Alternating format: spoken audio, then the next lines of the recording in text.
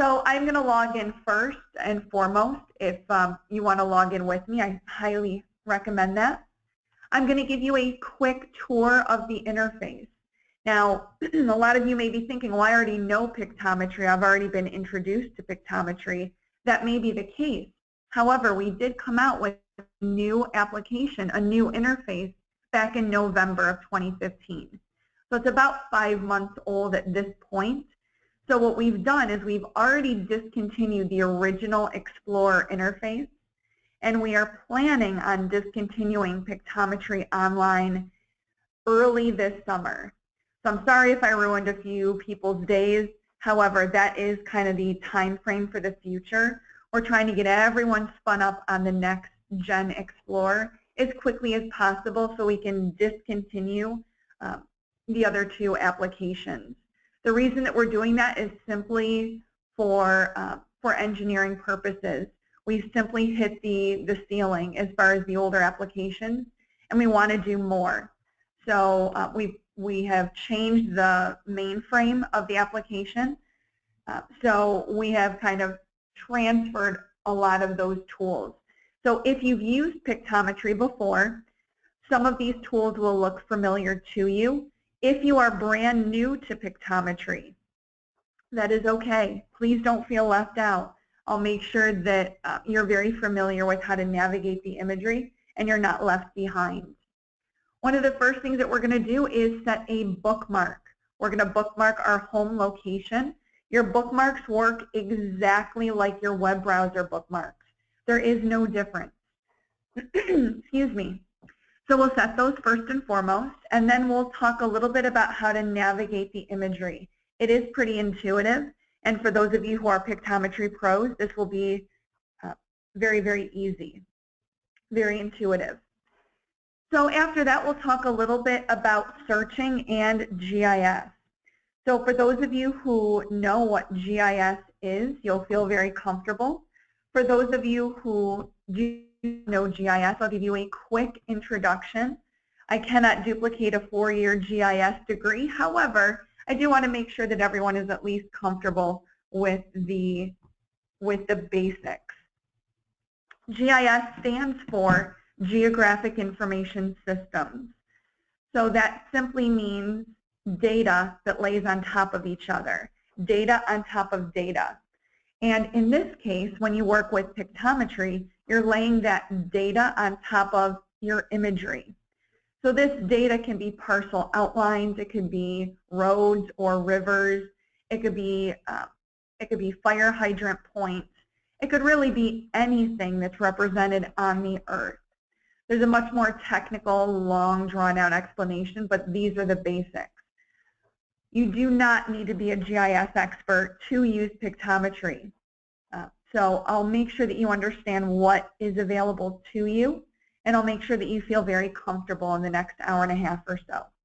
We will go ahead and talk about the image analysis tools, which is just a simple and easy way of saying those measurement tools, measuring height, distance, area, location, elevation, all those tools that you are familiar with if you're a Pictometry user already. We will also talk about preferences, setting a preference.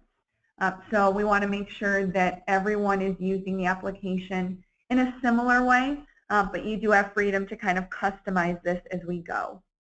This has to do with how you interact with the Explorer interface. We'll also talk a little bit about workspaces, saving your work, sharing your work. If you're working on a project with a few other folks, this is what you're going to be using. Think of these workspaces like a Microsoft Word document. Same idea. We'll also talk briefly about a dual pane mode, which is where you can split the screen in half, where you can see the same location from 2 different years.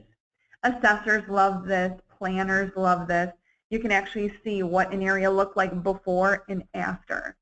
This is great for public safety before and after a flood, a weather event, that sort of thing. It's great for comparison's sake. We'll also talk about exporting imagery, how to take the imagery out of the application. This is something everybody uses, So I want to make sure that everyone is comfortable with this topic, taking the imagery out of the application, saving it, printing it, and sharing it with someone who maybe doesn't have a Pictometry account. At the end, I'll go ahead and put up a slide on how to receive help from Pictometry. An hour and a half just simply is not enough to become a Pictometry expert. So I want to make sure that you are comfortable and you have all the information that you need to get a hold of us directly. We want to make sure that the application is easy to use. It's very simple. We want to be able to fly again.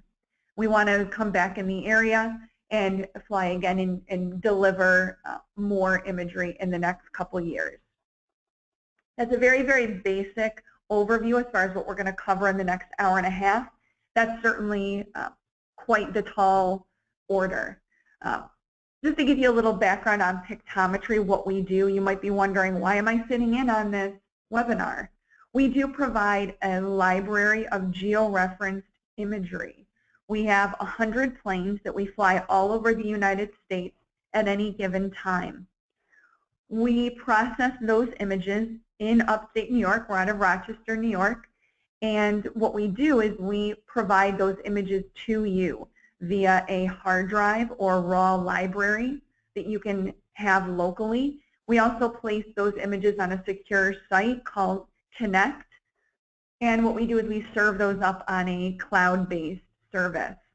So we also do develop and provide those viewing applications, desktop and online. A little bit about how we capture imagery. Even if you've used Pictometry before, this might be new. You might not think, how do they capture imagery? The reason I go back to this slide is to really, it answers a lot of questions further on down the line. We provide two different types of images to you. We provide this ortho or top-down image. We have a plane in the belly of the camera that faces straight down towards the earth. The reason we do that is to get a top-down image. The best way to describe this image, the purpose of the image, is to get that top-down image to be able to measure the sides of buildings. If you're an appraiser and you want to measure the area of a parcel, you want to be in the ortho perspective. If you're measuring distance, the length of a driveway, the perimeter around the outside of a parking lot, the ortho perspective is really what you prefer. Now, this does not tell the entire story. We also capture an oblique image to find out the heights of buildings. The oblique or angled image is not a 3D image. However, it does give you that 3D-like perspective where you can see the sides of buildings, where you can see the height of buildings, heights of trees. You can also, for those public safety folks, see entrances and exits to buildings. So we'll talk about what you have access to in a moment. A little bit about our coverage process, our method. You're going to see that little icon of a plane that flies an area. So we flew your area like you mow the lawn in nice, neat rows. We go back and forth and back and forth. We do that so you don't get any, so you do get lots and lots of overlap. And we want to make sure that we're boring our pilots as much as humanly possible. That's always fun. So what we do is we capture a 5-way perspective. You'll see the graphic of that plane go by. And again, we are capturing a straight down image and 4 angled images. That is a north, south, east, and west perspective. Again, we do that to give you lots of overlap and so we don't get any dead zones, any dead areas. So I want to show you what an ortho or a top-down image looks like. This is a straight-down image, and you can see clearly I can measure on this imagery easily. This is a great perspective to see straight down. We can see the area of parking lots, forests, and the outlines of buildings. This is the same image from an angled perspective. It is completely different where I can see the sides of buildings, I can see entrances and exits, and I can also see how tall these buildings are and how tall these trees are in back. That's a little bit about our capture process. Don't worry, I'm not giving away any trade secrets or anything like that. We have all this patented. So we do support 3 different browsers. Now these are the big 3, Internet Explorer, Mozilla, and Chrome. Our products are online, at least the one we're going to be talking about today. So as long as you use one of these big 3, you are supported. I do have a favorite. I'm not shy to admit it. I am going to stick to Mozilla Firefox today, but if you do have a different browser, that's perfectly okay for you to use. So let's go ahead and take a minute and log in and talk about that process. So I'm going to go ahead and open up Internet Explorer. And what I'm going to do is pull up a web address. So right at the top, you're going to see a web address, and that is explore.pictometry.com. Do not worry about writing down this URL with all those letters and before and after the URL. This is on the quick guide that was attached as a handout. So go ahead, if you haven't yet, go ahead and take a minute and download that quick guide. In the second paragraph, you'll see a blue URL to get to that page. If you have any other Pictometry bookmarks set, I would go ahead and add this to your collection. So what I'd like you to do is, if you're following along with me, go ahead and put in your email address and password. There is a button to remember me. That is going to remember you for this application, and it's going to remember only your login, only your email. We have 2 blue buttons underneath that, one to Connect Explorer, the other to Admin. The administrative side takes separate training, so we're not going to cover that today. We're going to focus on Connect Explorer. Underneath that, there are a few blue links that do warrant a mention. We have a forgot password link. I know myself included. I forget my passwords all the time. So if I click on that link, it is going to basically take you to this page, ask you for an email address, and it's going to email you a link to reset that password. If you want to change your password, you already know what it is, but maybe you want to update it along with other passwords, go ahead and click on Change Password, and that's exactly what that will do. We also go ahead and place a customer support link right there. So if you do have any concerns, any technical issues, please go ahead and follow up with us. And we'll make sure that we get you the technical support that you do need. We do want to make sure that this is easy to use.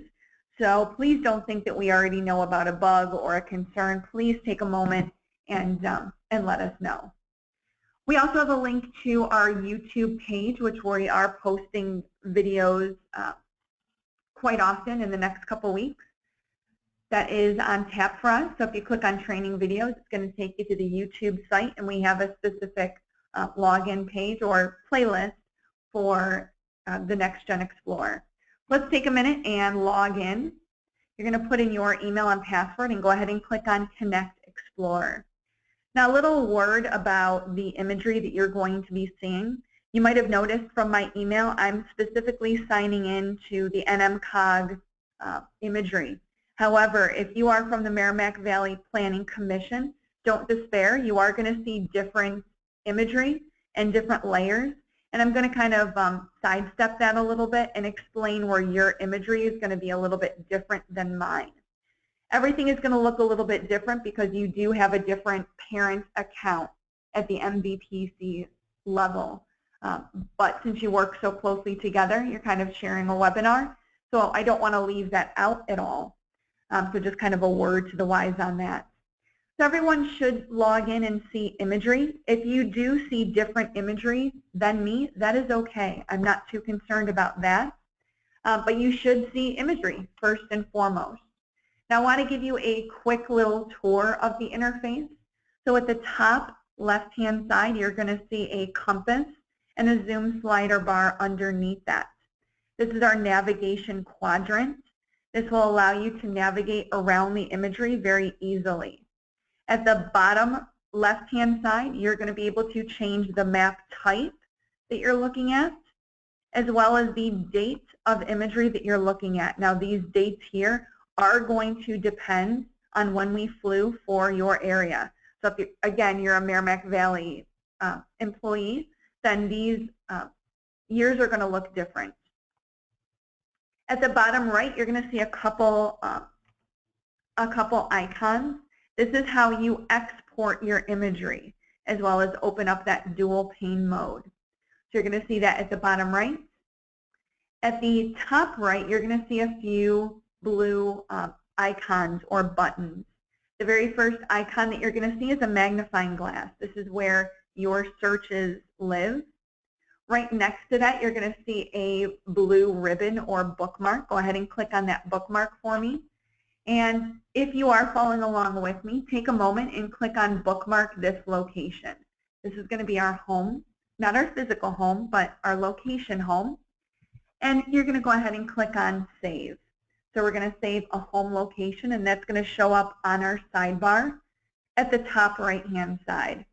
When you get a list of bookmarks, you're going to want to manage those bookmarks. They're going to get a little bit long, and you're not going to want to navigate through all of them.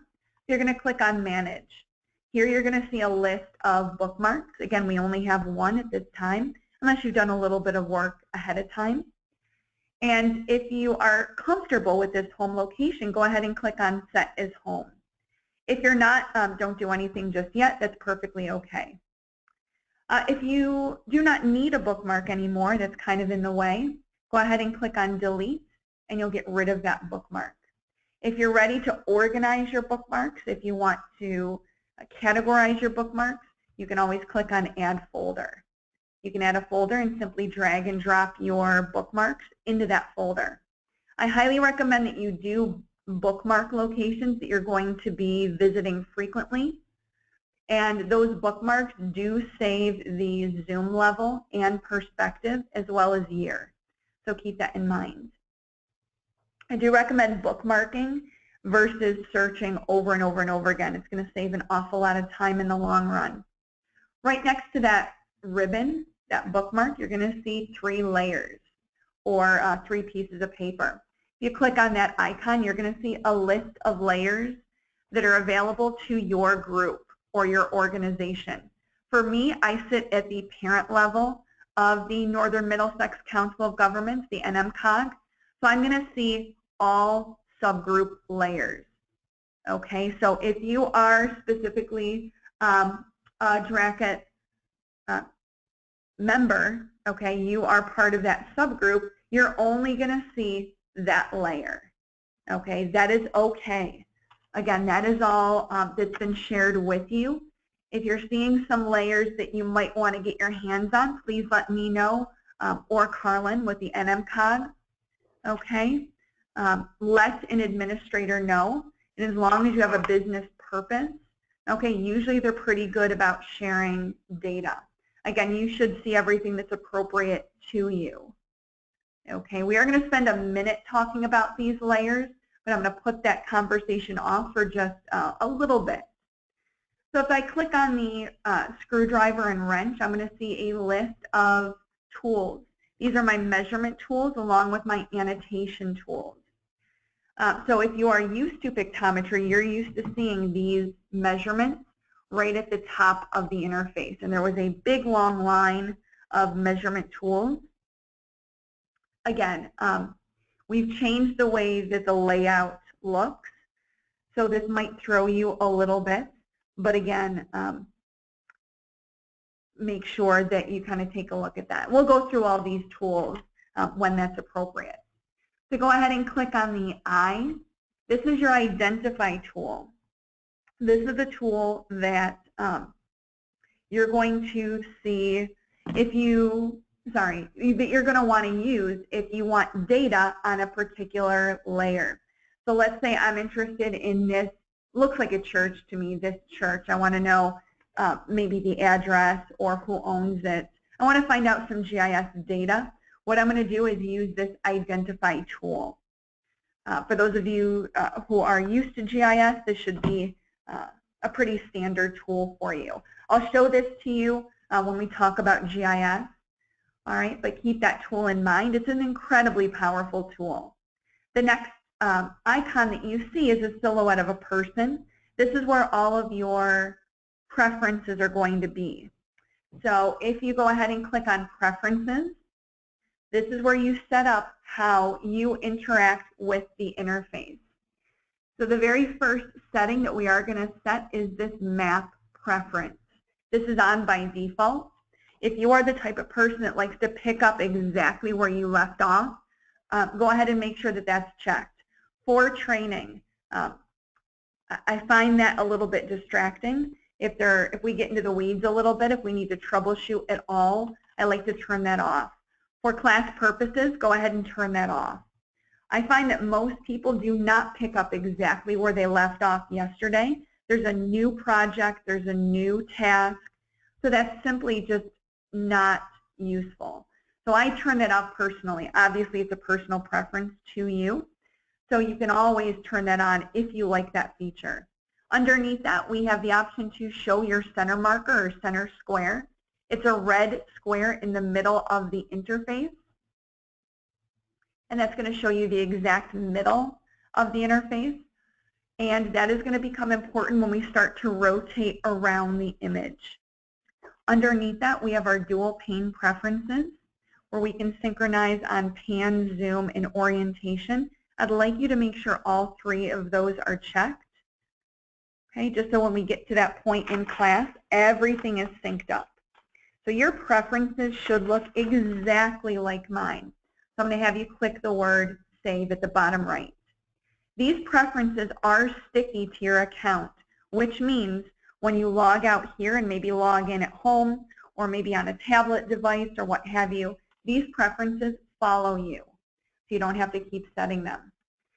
A couple little quick tips or tricks before we go much further. You might have noticed already as I hover over any of these tools, or really any place in the interface, you're going to see a little helpful hint or the name of the tool. We're very icon heavy. Okay, we don't have a lot of text, but if you're a text type person or you're getting used to what these icons mean, hover over them and it'll give you the name of the tool in case you forget or until you get to know them well. Another little tip or trick is regarding this sidebar. This sidebar is very useful. However, it can get in the way a little bit, takes away some of my real estate.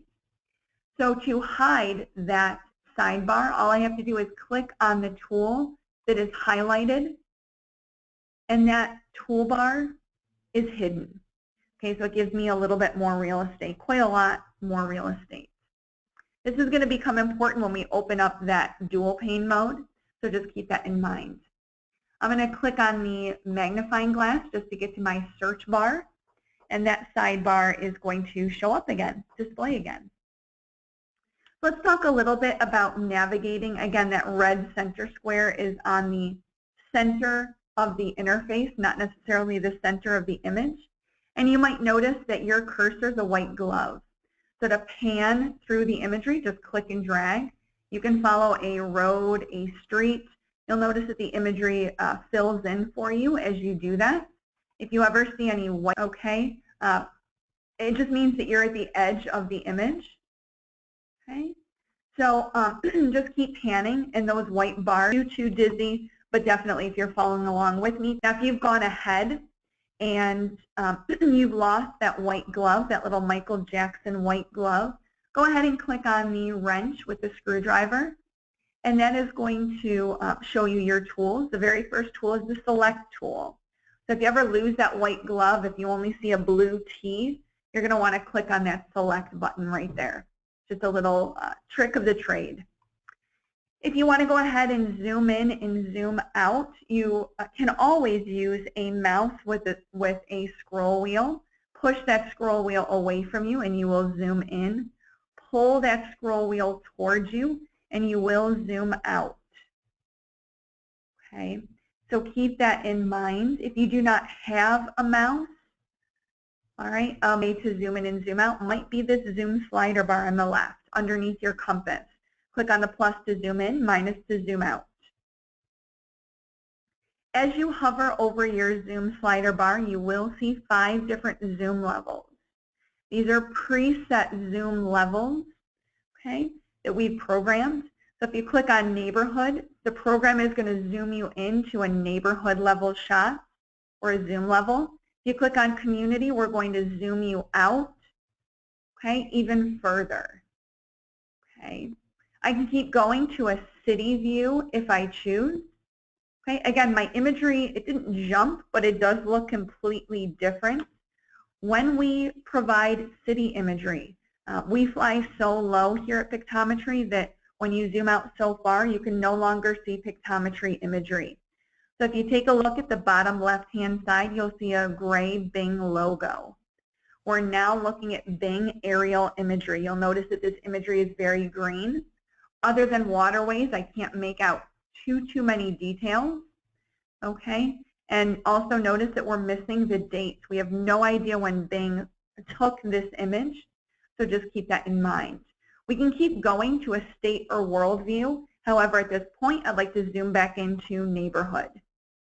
That's going to zoom me in exactly where I was before. I didn't do any panning or anything fancy, so that brings me back to where I was. I'm going to take a minute and zoom into that structure that I'm in the middle of. Okay.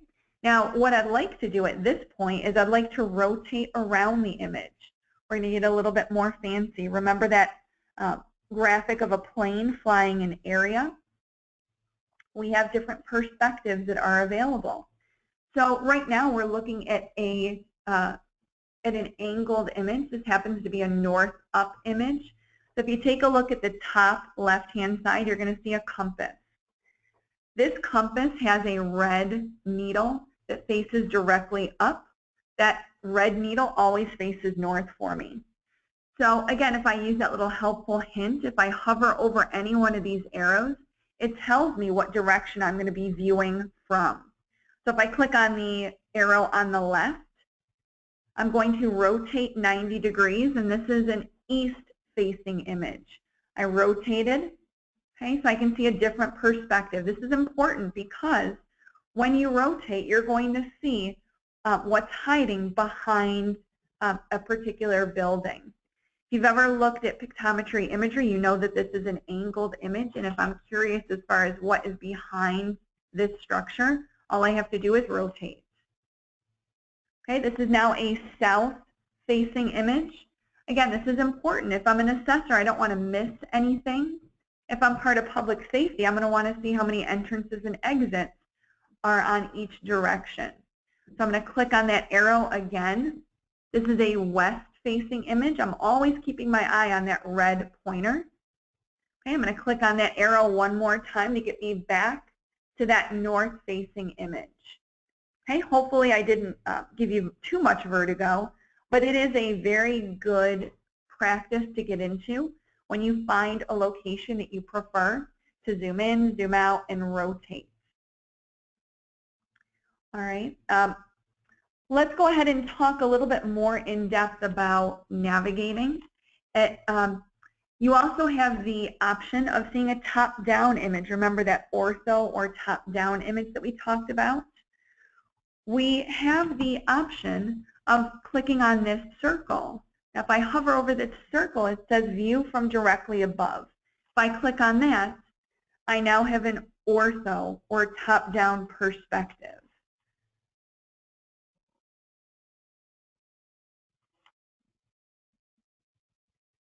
Okay, so again, this is a different perspective. If I want to measure on the imagery, this is the perspective that I'm going to use. So again, there is a gray circle on my compass if I'm in an angled perspective. If I click on that gray circle, it takes me to the ortho or top-down view. To get back to that angled perspective, all I have to do is click on any one of these outside arrows, and that brings me back to my angled perspective. Now, if you have excellent vision, on the inside of this compass, you'll see an NSEW, north, south, east, and west. All right, so that is how you would rotate. I'm going to pause just for a moment to see if there are any questions, any concerns. I know I saw a few more people log in. Hopefully they can log in along with me and didn't miss too much of the introduction. But please let me know if you have any questions. Type that into that chat feature, or just go ahead and raise your hand.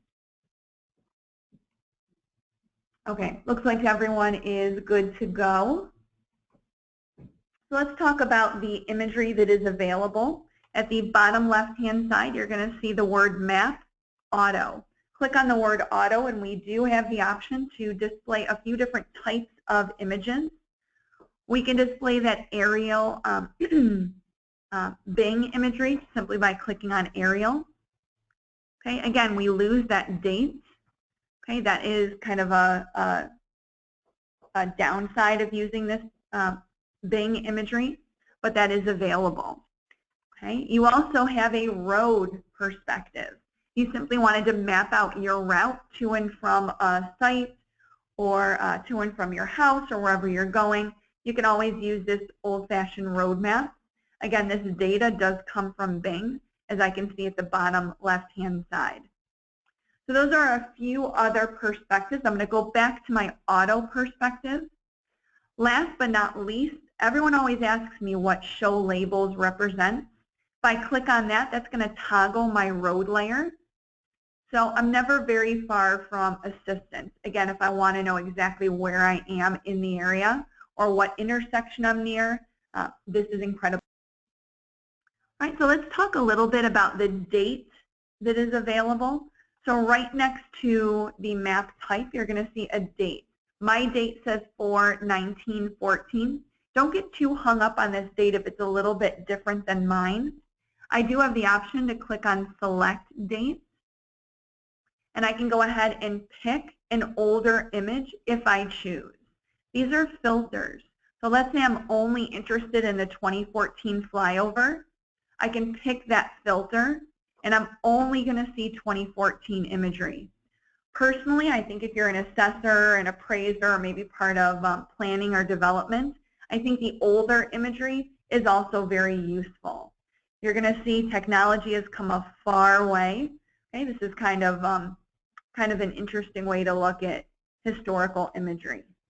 What I'm going to do is pick 2014 as my filter. If you want to do that as well, you certainly can. And you'll notice right next to the date, the year, you're going to see image 1 of something, depending on what location I'm at. So what I can do is I can click on the right facing arrow if the first image that I see does not suit my needs. Maybe there's a shadow on a really bad spot, or maybe I just want an alternative image. I can flip through this just like my camera roll. Okay, so I have that option. I also have the option of splitting the screen. Again, I talked a little bit in the beginning about comparing the same location from 2 different years. What I'm going to do is open up that dual pane. At the bottom right, I have an Excel table or an open book. So I click on that icon, and it's going to open up my dual pane mode. Now, if this is not suitable, if this sidebar gets in your way, again, you can always minimize that to see a little bit more real estate. So at this point, everything is duplicated. I have 2 compasses. I have 2 zoom slider bars. I also have 2 controls at the bottom. So what I can do is I can set my filter on the right-hand side, and I can pick older imagery. I'm going to pick 2006. So again, we can compare side by side. So everything is synced up, so whatever I do on the left, the right-hand side does the exact same thing. Okay, as I zoom in on one side, the other side does the exact same thing. Again, in the beginning of training, we set up our preferences, so everything should work in a similar way. All right. If you wanted to go ahead and get out of the dual pane mode, click on that icon at the bottom right that looks like an open book. And whatever you saw on the left side of the imagery is going to be your default. Now at this point, if you want to reset your filters back to all imagery, you can. That's what I do just out of habit. All right, so what I'd like to do is talk a little bit about searching. I know it's great to know about navigating and getting around. However, it is very, very useful to be able to search or a specific location. This is pretty standard. So what we're going to do is click on the search bar, okay? And by default, everyone should see search by address. If you don't, click on whatever is listed there, search by town or what have you, click on that. Wherever there's a triangle, there is more information. So you can always choose whatever search you prefer. We're going to start with address. Again, this is a situation where I have access to everybody's searches, at least in the NMCOG organization. Again, the Merrimack Valley, you're going to have different searches configured. This is where we differ a little bit. Okay, so you each have your own parent organization, so you're going to see different searches along with GIS data. So we're going to start with the address search. So this address search is standard. We do give this to every user. So you can use this search to search by address. However, you do need to put in the city and state. We are going to be talking about your local searches in just a moment. But to use this publicly available data from Bing, I'm going to pick address. And since our imagery is georeferenced, I can type in a lat long and it will bring me to that area. So if you're following along with me, go ahead and type in 42.684.354, comma, space, minus 71.309.566. Go ahead and hit enter or the magnifying glass to the right. And you're going to be brought to a specific location in Dracut, Massachusetts. All right, a couple things happen here when I search for this location. I do have a push pin directly where I wanted to go. Again, our imagery is georeferenced. So take a minute and zoom in. We centered this location for you. Okay. So a lot of people ask me, you know, what is this data on the right-hand side? Why did I get 2 results? Notice you did get 2 results on the right. So if I click on each triangle to show more data, okay, I can see the only difference. Okay, the only difference between these 2 searches, the address is the same, the county is the same, everything is the same except the type of search. Technically, we created 2 different searches. We're searching by geo-entity and street address. So just keep that in mind. All right, so we were brought to this specific location. Again, it's best practice to zoom in, zoom out, rotate. All right. So I do want to spend a little bit of time talking about your local searches. MVPC, again, your searches are going to look different. So if you want to hang back or try out some of your configured searches, this is the time to do it. Okay, so let's go ahead and try Dunstable parcels. A lot of these townships have the same types of searches configured. So I'm going to pick on Dunstable just because I can. And let's take out that lat long. Now you'll see right underneath search by, there is some gray text listed here. So you can search by the parcel map ID, the parcel Patriot ID, the address, or the owner. Okay, so all 4 of those searches have been configured. And that is true for all the searches that I've looked at for these townships. All I have to do is hover over and I see what searches are configured. So again, I'm picking on Dunstable. And what I'm going to do is search by a parcel ID, okay, or a Patriot ID. In this instance, they are the same. So what I'm going to do is type in 11-90 and hit that enter key. All right, that is going to bring you to this parcel, okay? And what's going to happen is it is going to place a blue outline along the outside of the parcel. We're searching on a parcel layer at this point. So it is going to zoom me out. This is a fairly sizable parcel. If it was even bigger, it would zoom us out even further. And notice we did get one search result, so we don't have to filter through a lot. I'm going to click on that triangle, and I have a wealth of GIS data here. Again, this is going to be different depending on what organization you're part of. Okay, but notice here some important information. I have my address, I have the owner name. This is all data I did not have before. Okay, I even have the year built, the last sale, lots and lots of information here depending on what my purposes for this search are. All right, so just a little bit about this search. Again, it's important to zoom in, zoom out, and rotate. Let's take out that parcel ID number, okay? And let's go ahead and search for an address. Let's go ahead and search for 59 Swallow Lane. Okay. Hopefully, if you have other searches configured, you're following along and finding your own local locations. Those of you who are not in Dunstable, again, my apologies, but hopefully you're kind of going through, either you're following along with me or you're testing out your own searches. So I'm going to search for 59 Swallow, and it's going to bring me to this home. So I'm going to zoom in a little bit.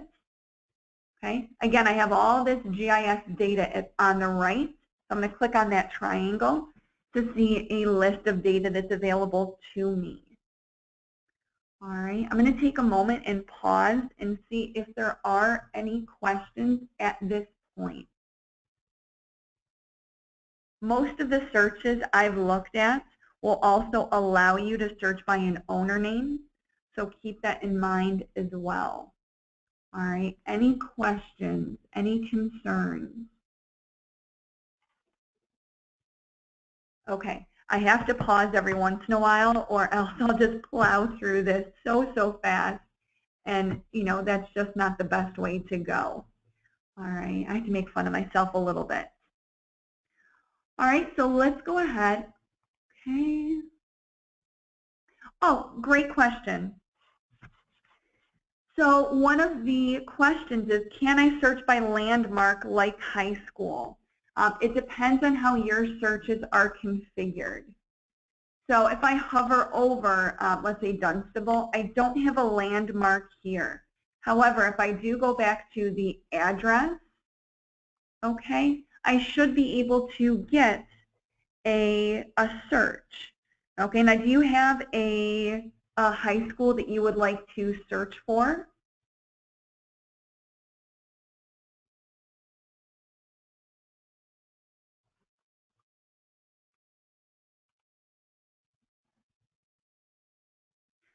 This landmark search, if you're going to search, oh, gotcha, town hall or something, okay.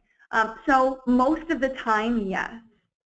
So when that search is going to work is when you can search on Bing for that landmark, okay. So yes, you should be able to put in a landmark when you use your address search, okay. So personally, if I had access to New York City imagery, I could search for the Statue of Liberty. I can search for town halls, landmarks, cemeteries, that sort of thing. So yes, that landmark question, yes, you should be able to search by a landmark as long as you can search in Bing and find that same landmark or using that same data here. Excellent, thank you. All right, so let's go on. Let's talk a little bit about your GIS data that's available here. We already talked about this long list of data. However, I do have these layers available to me. So what I can do is click on those three little sheets of paper. And again, this is going to show me all layers that are available at the parent level. You may only see a few layers. All right, now the first three layers are publicly available, so we show everybody these layers. Okay, these layers do come from Bing. So if I turn on labels, that turns on my road layer. Okay, so I know that this is Swallow Lane. Okay. Again, this is publicly available data. This is not your local data. I can also turn on contours, and I see the contour lines. There are certain points where we don't have the values of the contours. However, if you do go into your preferences and change the preferences, you scroll all the way down and start changing maybe your units or maybe the color, okay? Sometimes those values will turn on. It's a slight bug that we do know about that we're working on fixing. So those are your contour lines. Again, if you have your own contour data, we can upload that to Connect. Again, this is publicly available data. It's not always the most up-to-date. I can also turn on U.S. parcels, which again is publicly available data. Okay. However, what I do recommend is that you use your own, okay, local data. All right. If I go back to my search,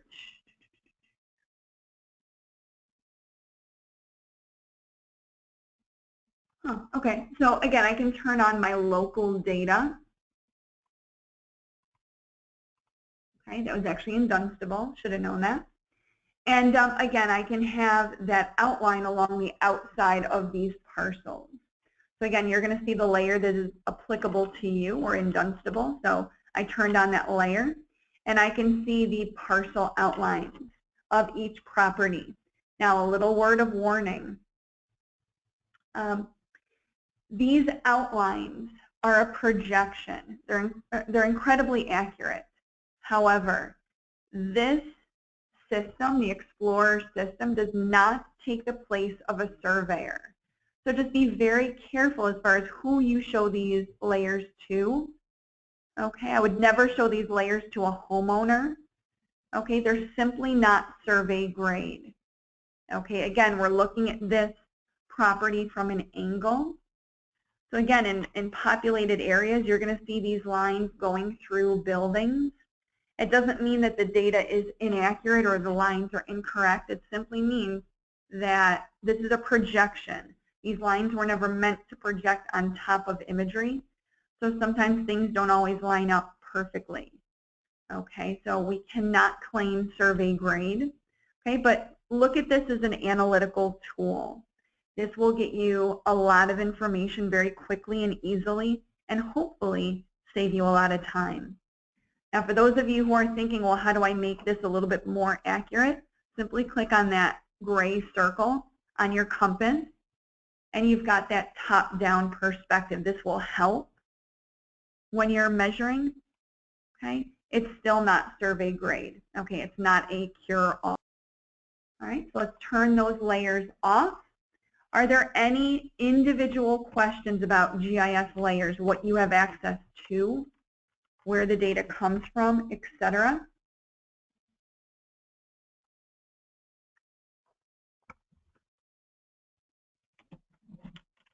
Okay, I want to give everyone, again, a few minutes to kind of respond. If you've got any questions, please don't be shy. All right. I know it's always a little tough on a webinar, right? No one wants to speak up. So let's see. What is the total coverage layer? Good question. So the total coverage layer simply shows you what we covered up until that area, or up until that date. So if I go ahead and zoom out, okay, that darker green, okay, is going to show you roughly what we covered, okay, roughly. Okay, so that's the layer we just, Pictometry puts that on there, so that is what that layer does. Okay, so I'm going to zoom back into where I was before. Oh, looks like we're in a different area slightly. I'm going to go back to that Dunstable search and search for 59 Swallow to get back to that location. Excellent. So I'm going to throw a scenario at you now that we've talked a little bit about GIS. A lot of people ask me, well, as I'm navigating, what if I'm an appraiser and I notice that they have added, the neighbor here has added a new garage or a new, so I get the address from this property. The answer to that is by using the Identify tool. So I click on the I. This is my Identify tool. So I'm going to be able to identify on this property. So I have 3 different ways to identify on this property. I can identify by a point, a line, or a box. Now the easiest way to do this is to identify by a single point. All I want to know is the owner's name and address of this property right here. I'm going to pay them a visit. So what I'm going to do is click once on the property, anywhere on the property. I use the roof as a good reference.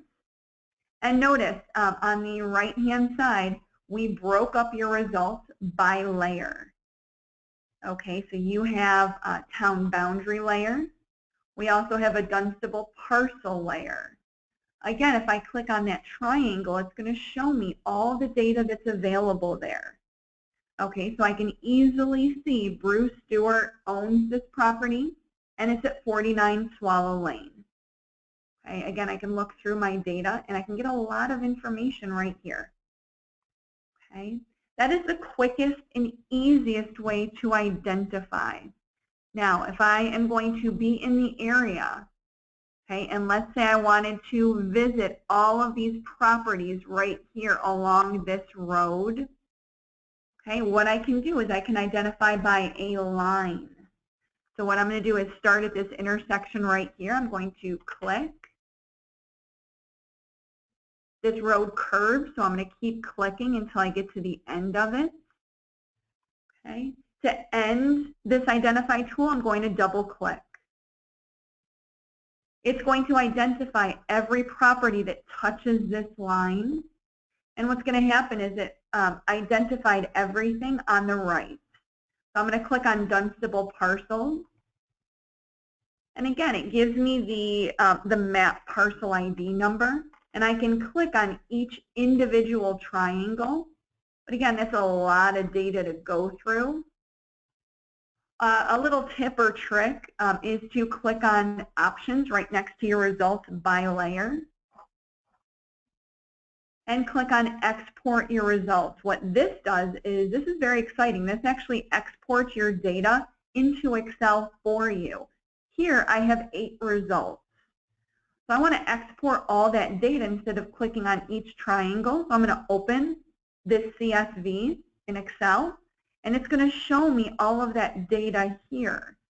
So if I wanted to notify everybody in the area that I'm going to be visiting to maybe do some sewer work, or I'm going to be appraising the area, I simply identify where I'm going to be, and I export that data. And now I can create a mail merge. I have the owner, I have the address, I have all of the data that I need right here in this table. Okay, all the data came over. So a lot of people are more comfortable in Excel than they are in Explorer.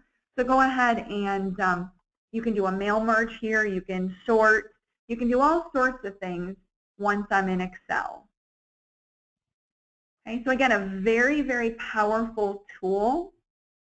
All right, so that's just one way that we can identify on the property. One more thing that I want to show you before we move on is I want to go ahead and talk to you a little bit about creating a buffer. So let's say that you are part of public safety, and you know, I know that this is a terrible, morbid example, but let's say that there is a sex offender that moved in to this home right here. My apologies if anybody knows these homeowners. Again, this is all hypothetical. I have to throw that caveat out there. Let's say that there's a sex offender who moved in here. And there is a law in effect that a sex offender cannot live within 500 feet of a school or 1,000 feet or whatever it is. We can actually set a buffer and buffer the area and pull that GIS data in that way. All right, so the first thing that we do is click on point or whatever tool we're using. This works for all 3. I'm going to put in a buffer of 500 feet. just as an example, and I'm going to click on that property.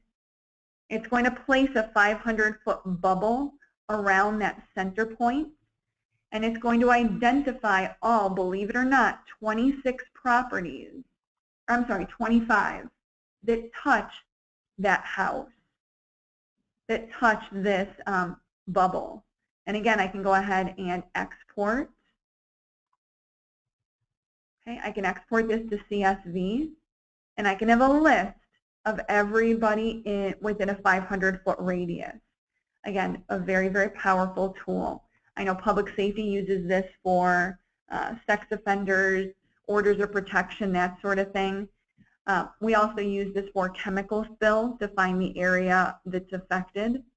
So if you have area of danger, okay, you can always create concentric circles, okay, where you have to evacuate. All right. Now this is a very, very useful tool. However, it kind of messed up my imagery a little bit. It's a little bit messy.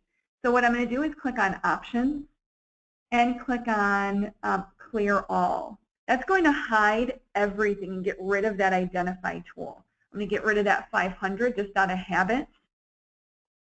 And what I'm going to do is click on Search, and I'm going to search for 59 Swallow again. All right. What I would like you to do is find a house that you are comfortable with in the area.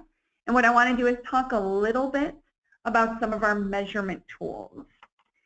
So what I'd like you to do is click on the wrench with the screwdriver. And I would like to talk a little bit about these tools briefly. Even if you've used Pictometry in the past, these tools have been modified just slightly, just enough to make it fun and interesting. So the very first problem that I'd like to solve is the length of this driveway. All right, this looks like a pretty long driveway to me, but let's say that Gas and Electric is going to search here, and they're going to bring a number of trucks with them. Okay, bear with me just a moment. Looks like we have a question. Under the Identify tool, what does this Select button do? All right, if we go back to the Identify tool. Okay, oops, sorry about that. Oh, what does the Select button do? That is simply another name for the Pan tool. So if you do not want to identify any longer, okay, if you're done with the Identify tool and simply want to pan, you click on Select, and you get that white glove back instead of the blue T. Okay, so it's another word for the Pan tool or the Select tool. Great question. All right, so let's go ahead and talk a little bit about how I measure this driveway to see if all of my trucks can fit. Maybe they're doing some reconstruction in the area. So what I'm going to do is I'm going to grab my distance tool. Now notice here that there are two distance tools. We have a distance tool and distance ground. Everyone always asks what's the difference. So if I click on distance, it's simply going to give me a distance measurement from point A to point B, as quick as I can get there. So why would I ever want to use distance ground? Well, distance ground takes into account contour data, elevation. If you've ever walked straight uphill, it only looks like a quarter mile, but you know that you've actually physically walked much further. Okay, so if I click on distance ground, I have the option of simply drawing a line. Now, what I'm going to do to make this measurement tool is single click on the image to start the measurement. And I'm going to move my mouse. This is not a click and drag. Do not hold either button. I'm simply moving my mouse to the edge of the driveway. I'm going to single click. I can keep going if there's more driveway or a curved driveway or more segments, but I'm going to double click. Okay, when I double click, that tells the application I'm done. Okay, I'm all finished measuring. So what I'm going to do is I did get a measurement in feet. I have a push pin to save the measurement to that workspace. If I did make a mistake, all I have to do is click on that push pin one more time, and that will erase that measurement. Okay, so again, single click, To start, double click to end the measurement, click that push pin one time. All right. Now what I'd like to do is I'd like to propose that we talk a little bit about putting in a pool. This homeowner hypothetically is interested in putting a pool in this area right here, and they want to know roughly how much room this is going to take up. So I'm going to click on that area tool at the top right, and I'm going to use this same method, clicking on each corner or each segment. But before I do that, notice that at the bottom right-hand side, I have my area tool options. What this is going to do is this is going to let me change from square feet to whatever unit of measure I prefer. A lot of people prefer acres instead of square feet. So if that's your preference, let's go ahead and change that now. Because we're putting in a pool, hypothetically, I'm going to stick to square feet. And I can go ahead and change the color of the line, the weight of the line, etc. I know a lot of people kind of get tired of that yellow, myself included. So let's go ahead and choose a bold blue. All right. So what I can do is simply click on each corner of the pool.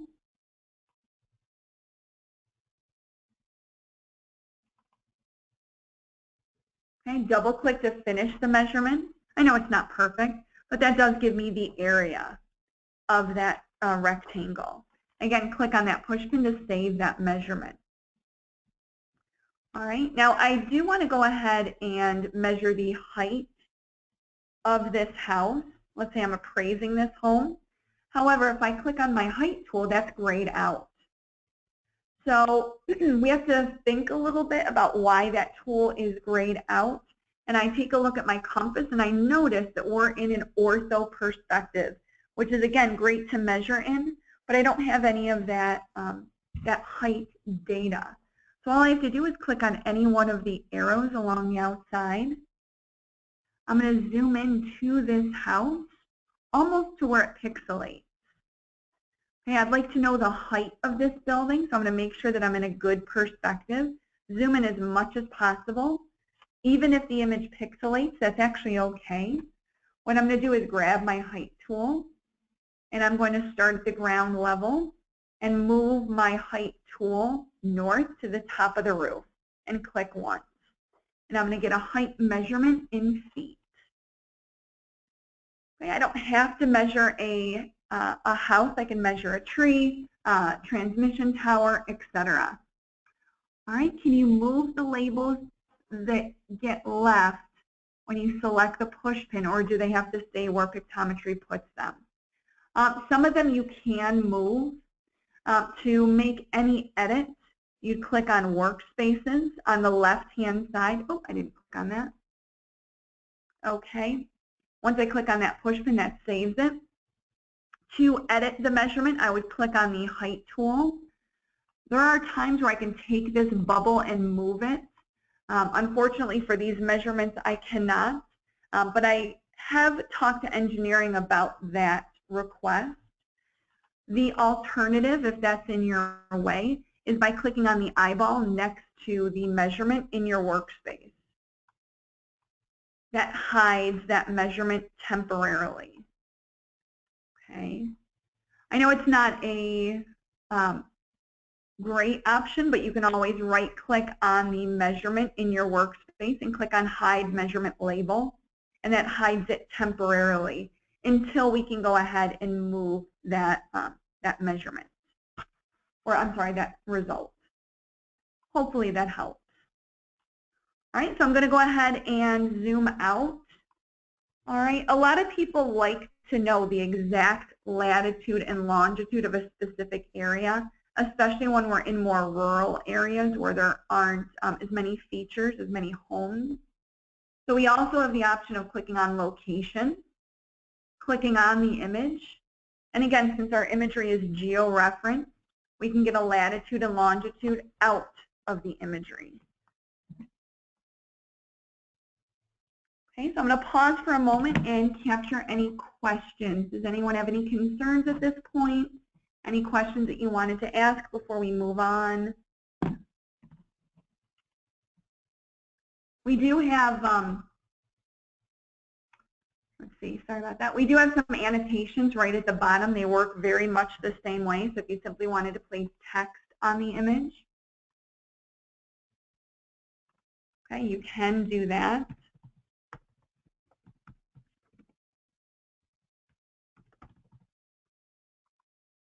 Okay, we can place text on the image. We can also go ahead and add markers. So they work very much the same way as measurements do. They just don't give you a result. All right, so let's talk a little bit about workspaces, and then let's wrap it up with exporting. So as we've been working throughout training here, we have been adding to our workspace without even realizing. So if I click on the word workspaces to the left of my interface, this is hidden by default. But if I click on workspaces, this is going to expand that workspace. So what's going to happen is you're going to see an audit trail. You're going to see everything that we've pinned to the imagery listed here. Now, a lot of people ask me, how do I edit? What you can do is single click on that measurement in your workspace. And you see here how I clicked on ground distance. This is the very first measurement that we made. Notice that there are orange circles that I can move if I want. Okay. To get out of the edit mode, I single click on the image. And that saves the measurement. Okay, that is going to change by default. So again, my ground distance changed slightly. All right, now I can edit my workspace further. I can click on a measurement or annotation that I want to edit, and I will see three little ellipses here, three little dots. If I click on that, I can edit the name. When you use these measurements over and over and over again and you fill up your workspace, again, you're going to see distance ground quite a lot. So if you can name these as we go, it's going to make managing your workspace an awful lot easier. So I labeled this distance of driveway. I'm going to label this area proposed pool. This is simply for organizational purposes. Again, as I change this, the text on the measurement changes, as well as the name of the tool in my workspace. If I made a blunder, I can right-click on the ellipses and delete altogether to get rid of that. I can also go ahead and use this as a bookmark, and I can go to, and that's going to snap to that measurement. Okay, so there is a lot that I can do there. When you are ready to save your workspace, when you're happy with how everything looks, you can click on Options and click on Save or Save As. We have not saved this yet, so I'm going to type in Assessment Report and click Save. That's going to save my workspace to the servers in Rochester, New York, where I'm out of. And again, I see the label, I see the name of my workspace there. So think of this like a document.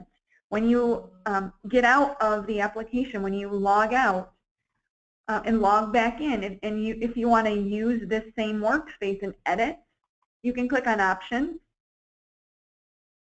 click on Open, and you're going to see the Assessment Report workspace that you just saved, and you'll be brought back to that workspace. Okay, now these workspaces do allow you to share. So if I click on Options, I can click on Share this workspace once I've saved it. And you're going to see a list of users in your subgroup. Okay, so not everybody in the organization, but just your subgroup. So I'm going to pick on Aaron. Notice that everybody is set up as denied by default. Okay, so if you click on Deny, you're going to see a few different authority levels here. Let's talk briefly about what those authority levels mean, what they do. Let's forward through a lot of this.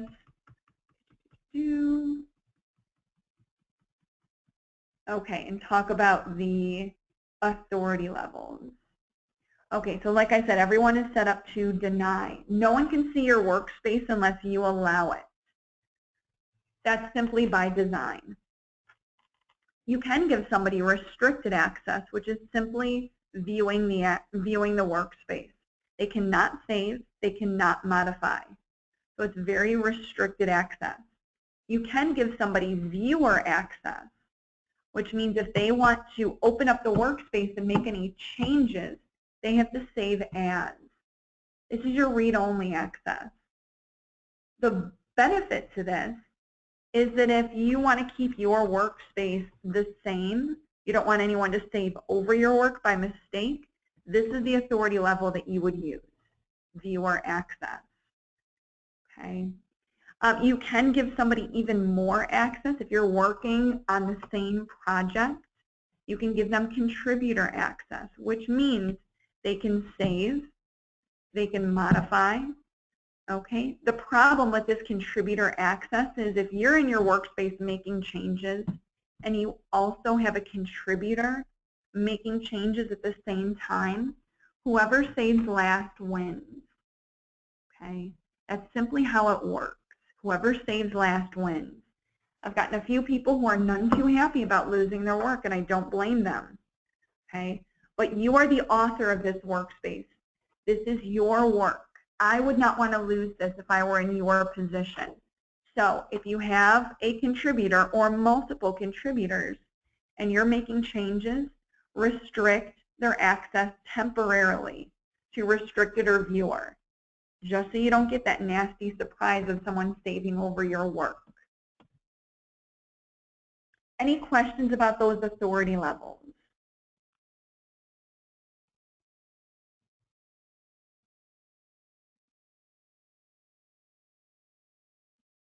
Okay, looks like we're okay so far. Every once in a while I do get the question, well, how do I share this with someone who's not in this list? I know that they attended training. How do I share my workspace with someone else in another department? Right at the top, you have a field to type in an email address. You can click on Add, and you can add that person to your list of users. So I added my own Pictometry email here. So I scroll down and I see Laura Mondo has restricted access, and I can now change that to whatever I choose. Okay, so one of the questions that we got is, after you save, can you delete what you saved? Do you mean the workspace altogether, or do you mean an individual annotation on the workspace? I know I'm being picky, but there are two different answers for that. So are you talking about deleting the entire workspace? The individual annotation, yes. Yes, you can. So if you wanted to delete, let's say this text, all I have to do is right-click on the text and delete. And that text is deleted. Okay. All right, the last thing that I want to do is I want to export. Okay, I want to be able to export this imagery out of the application. So I'm going to go back to my preferences. First, I'm going to clean this up a little bit. I'm going to minimize my workspace. I'm going to click on Preferences, and I'm going to scroll about halfway down. I'm going to wait until I get to the Export Image Preferences, and I'm going to choose to set my preferences here. Very first thing that I decide on is what type of image do I want to export as. JPEG is standard. That's what most folks enjoy. That's what most computers read by default. So we're going to stick to JPEG. You do have other options if you're on the more technically savvy side, but we're going to stick to JPEG for today's demo. Underneath that, you can scale the image. That's on by default. That simply means however much you're zoomed in or zoomed out is going to translate to the export. If that gets turned off, whenever you export, you're exporting at 100%, no matter what. Underneath that, we do want to add the north pointer, so that's on by default. We do want to add the date that the image was taken. If you want to bring this into ArcMap or another mapping program, you do want to add a world file. So you can choose yes.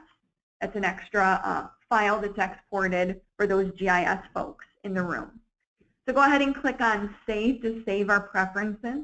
And now at the bottom right-hand side, you're going to click on the square with an arrow. And we're going to click on Export the Visible Area. This is the most common. This is when we export a screenshot, everything that we can see on our image. This is the most universal. Okay. We're going to open this up. Again, depending on what browser you're using, this will look a little bit different. So I'm going to click on OK. I'm going to open that up. And this is going to open up that imagery in Windows Photo Viewer.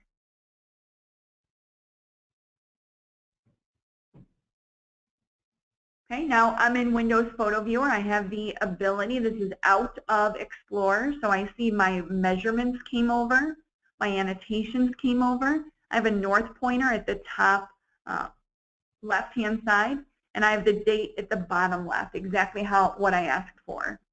So now I can go ahead and save. I can click on File. There is no save, but we do have Make a Copy. That does throw people sometimes. And I can go ahead and rename this if I want and save this anywhere on my network or on my hard drive.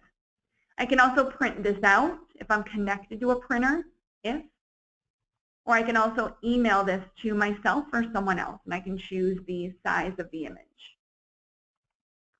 All right, so what I'm going to do at this point, I'm going to go back to my PowerPoint, and I'm going to display the support slide. All right, we only have about 5 more minutes, and I do want to take questions at the end, if you still have any. So I hope that you do. So I want to make sure that everyone has access to this slide. So if you do have your camera phone accessible to you, take a screenshot of this. This is our support slide. So if you do want to attend another webinar, if you just want a little more time with the application, or maybe someone was not able to attend today, you can register at this site right here. We do post webinars. They're absolutely live. They're free. We come out with a schedule at the beginning of every month. Okay.